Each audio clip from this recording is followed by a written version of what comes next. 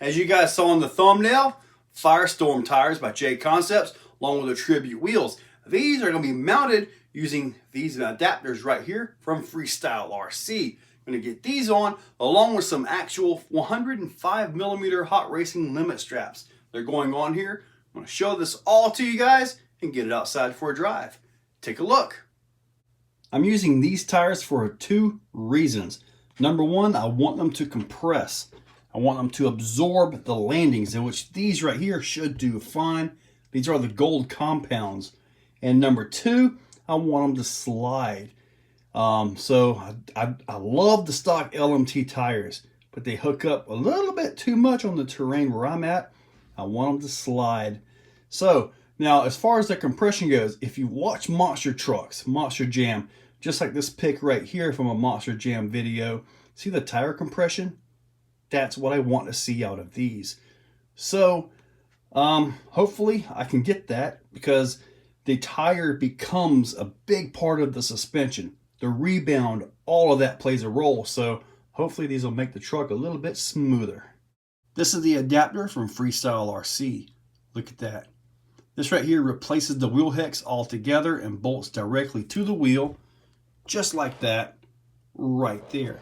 It comes with the hardware and the pins to go in the axle for that right there. Notice this right here. See that little raised area?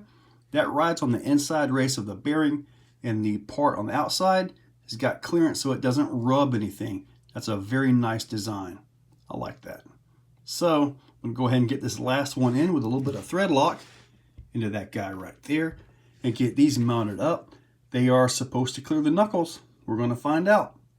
Let's get a look at these tires side by side. They appear to be almost identical in size, which is awesome.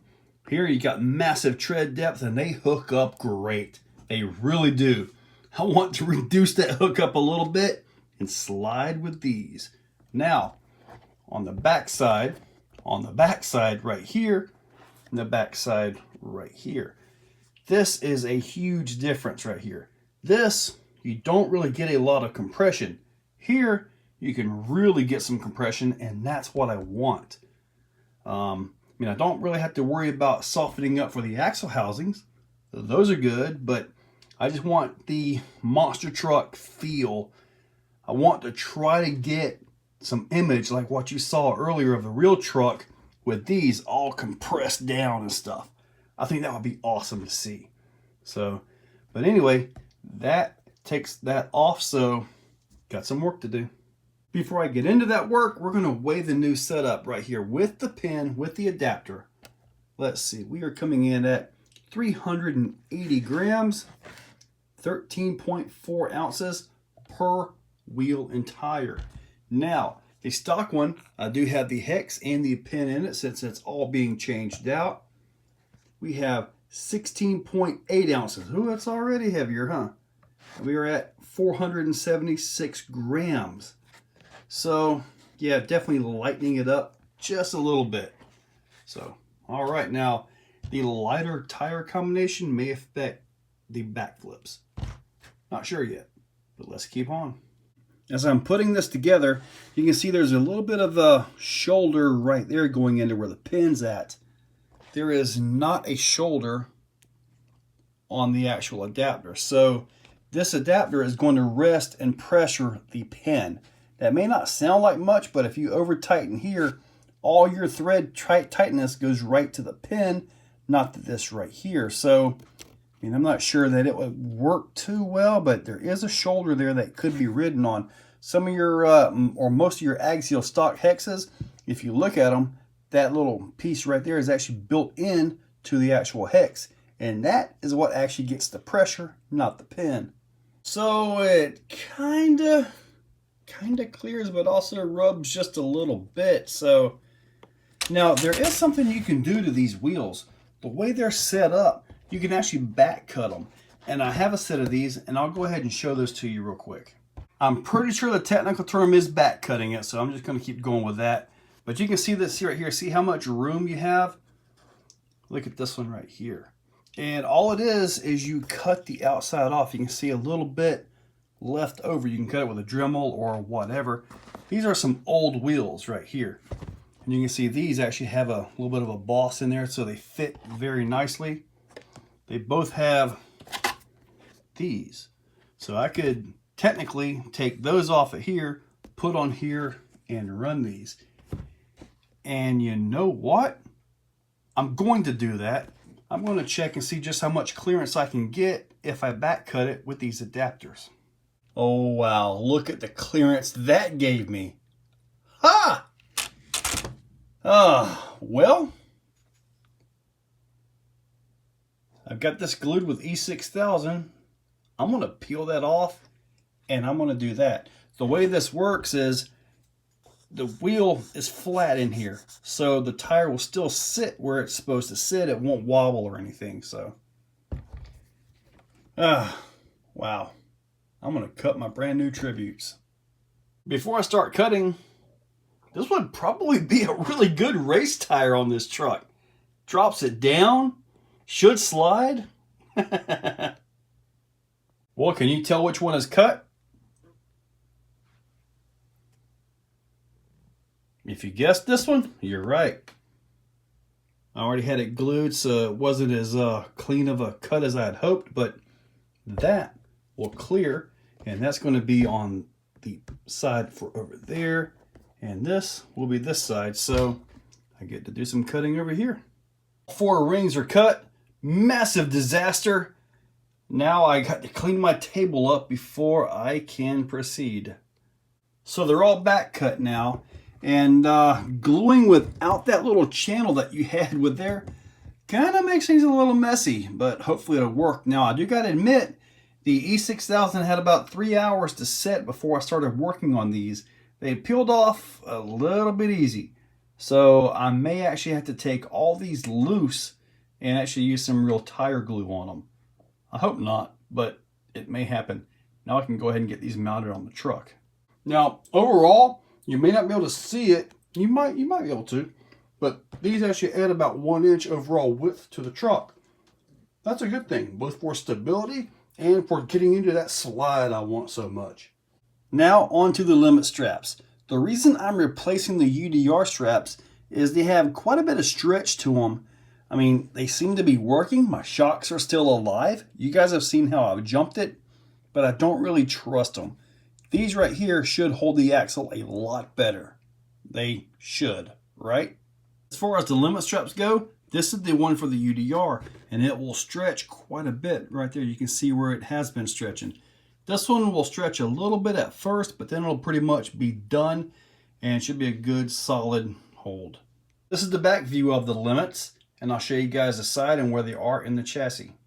This is where they are in the chassis. I took this little fuel cell thing out.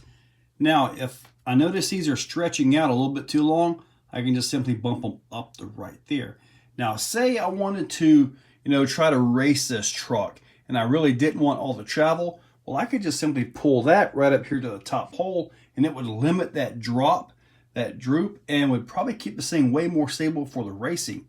When it comes to freestyle, you'd probably want to bring it back down a little bit to get some more travel. Just my thoughts on that.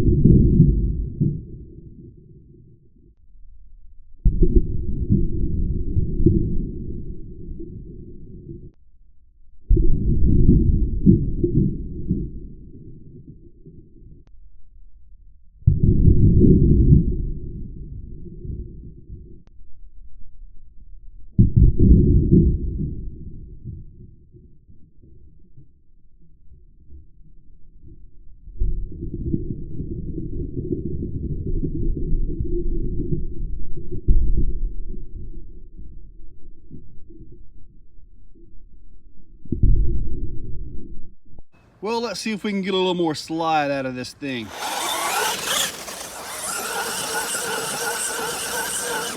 Nice.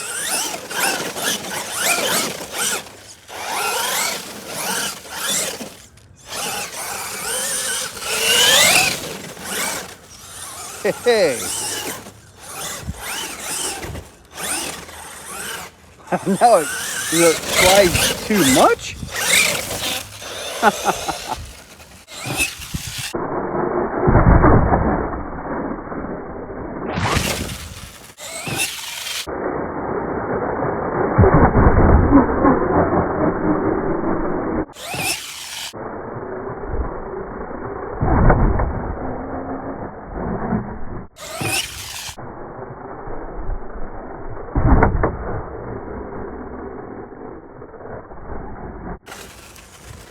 So the end result, I got the tire compression I wanted to see.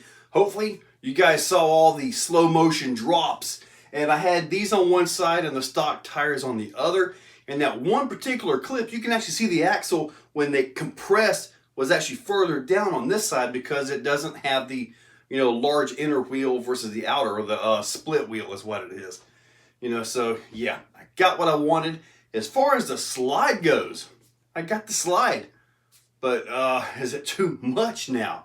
It's basically learning how to drive it, and I had to spend a lot of time with the truck. So otherwise, I think I got what I wanted. Yep. I do believe that when you get the compression and the compression of the tires, I kind of think the chassis hits the ground. I mean, right here, it's about an inch up and the tires haven't compressed. So it's very possible this thing is actually chassis slapped the ground off of a big landing. I believe I even saw it in some of those clips, but that's kind of one of those things you just have to see, like in person. Maybe another slow-mo drop video. How do you guys like those? I think it's actually pretty neat seeing the slow-mo drops. But anyway, in that description, I'm going to link up the adapters, the wheels, the tires, and everything else that I have in the LMT, including the Trio housings, the Holmes motor, Castle Monster X ESC, GT5.